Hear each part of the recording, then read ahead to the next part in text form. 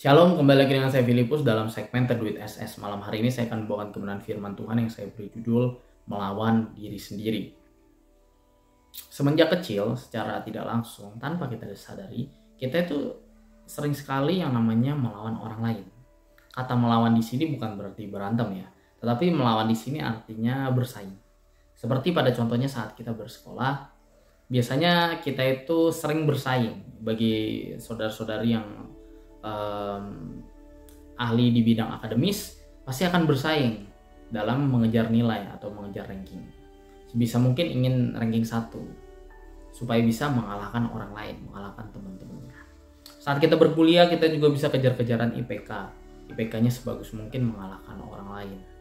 Atau dalam hal-hal yang non akademis, misalnya suka main basket, main bola, atau taekwondo, kita pasti secara tidak langsung itu melawan orang lain. Kita berkompetisi, bersaing supaya kita menang, supaya kita menjadi the winner, not the loser, jadi pemenang gitu.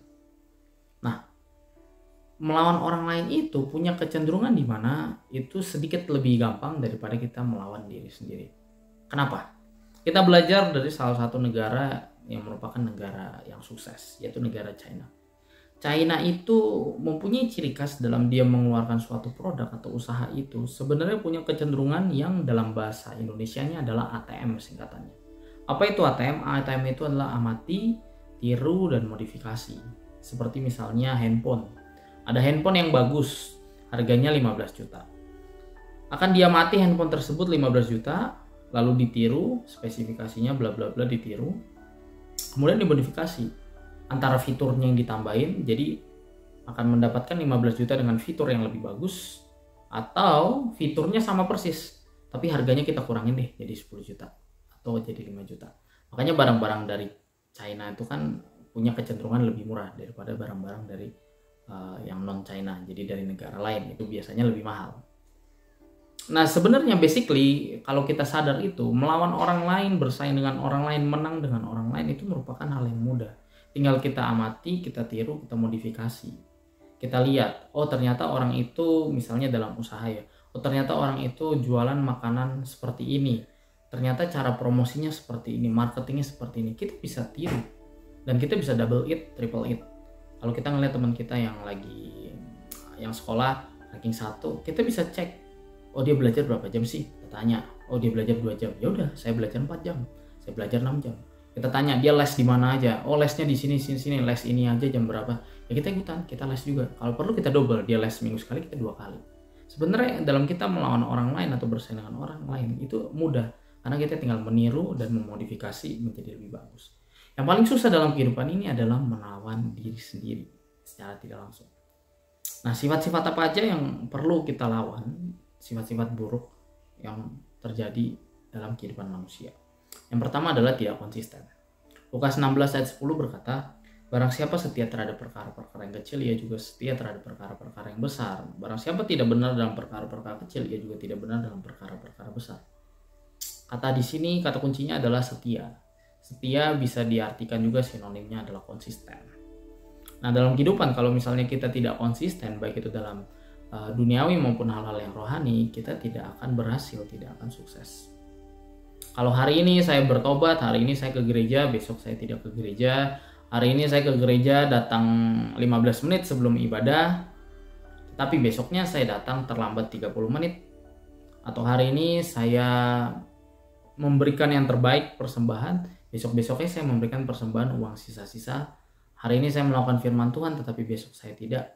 Itu salah satu bukti atau contoh-contoh ketidakkonsistenan dalam hidup. Makanya dalam kita mengiring Tuhan bukan berarti saat kita sudah dibaptis kita akan langsung dapat tiket masuk surga. Enggak. Ada proses. Dari mulai kita dibaptis, dari mulai kita lahir, ada proses jatuh bangun, tetapi kalau ditarik garis lurus kita harusnya konsisten secara kerohanian.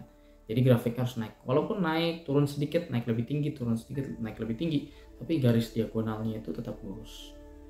Itu kunci yang pertama. Kita harus melawan ketidakkonsistenan. Yang kedua adalah sifat dimana ngeyel atau keras kepala. Ibrani 3 ayat 15 berkata, tetapi apabila pernah dikatakan pada hari ini jika kamu mendengar suaranya janganlah keraskan hatimu seperti dalam kegeraman. Dalam hidup tentu tidak lurus aja, tidak lempeng aja, tidak lancar aja seperti kita di jalan tol. Di jalan tol aja kadang bisa macet ya.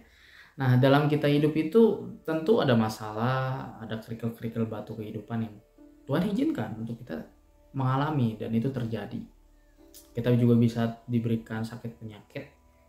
Nah, hal-hal tersebut itu biasanya manusia kalau lagi dalam masalah gitu atau lagi sakit itu datang ke Tuhan, lalu berdoa, minta ampun, introspeksi diri, bertanya kepada Tuhan, kenapa Tuhan saya diizinkan terjadi masalah atau penyakit ini gitu.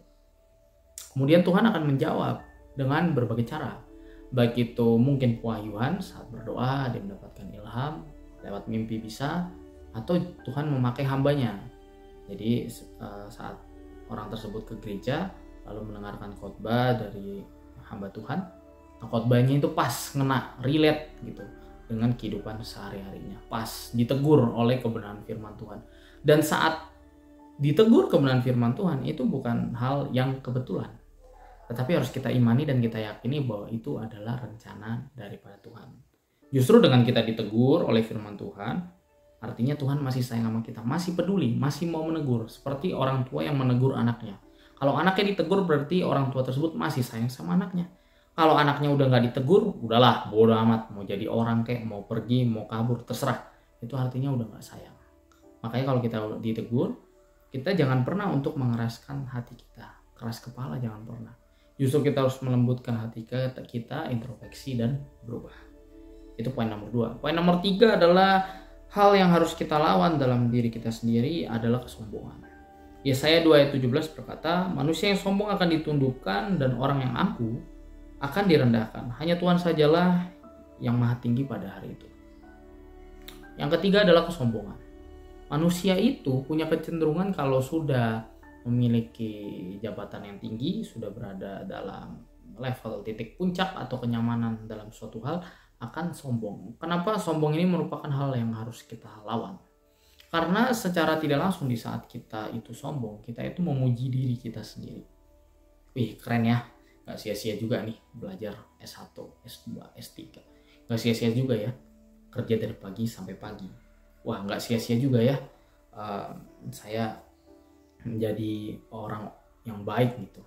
Dan mulai memuji diri sendiri, dan saat memuji diri sendiri itu punya kecenderungan tidak bersyukur dan tidak sadar bahwa apapun yang dimilikinya itu semua pemberian dari Tuhan. Makanya saat kita sombong, kita memegahkan diri, lalu kita mulai meremehkan atau menyepelekan Tuhan, disitulah titik kejatuhan kita. Makanya banyak kan cita-cita orang yang sombong dan akhirnya drop lagi. Star syndrome gitu, akhirnya drop lagi, turun lagi ke bawah. Karena Tuhan tidak suka. Itu poin ketiga, hal yang harus kita lawan dalam diri kita sendiri. Dan yang terakhir atau yang keempat itu adalah ketergantungan terhadap orang lain.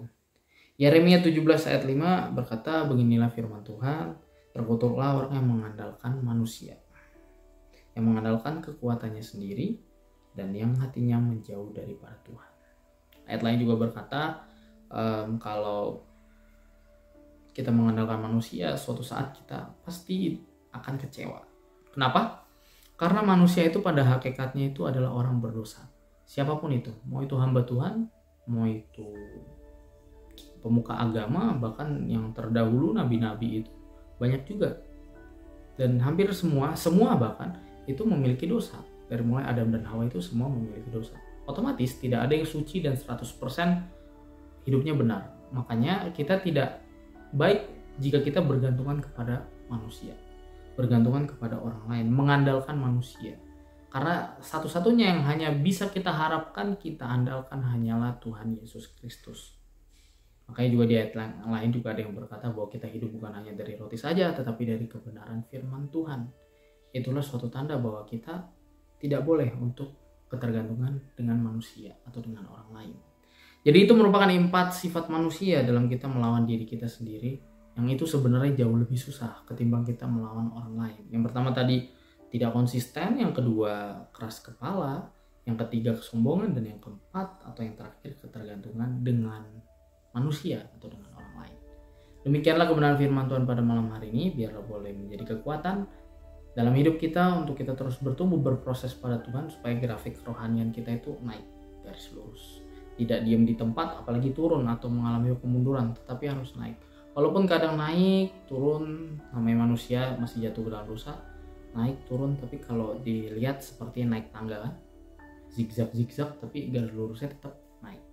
Dan kembali lagi itu semua dipakai untuk kemuliaan nama Tuhan. Selamat malam, selamat beristirahat. Tuhan Yesus memberkati kita semua.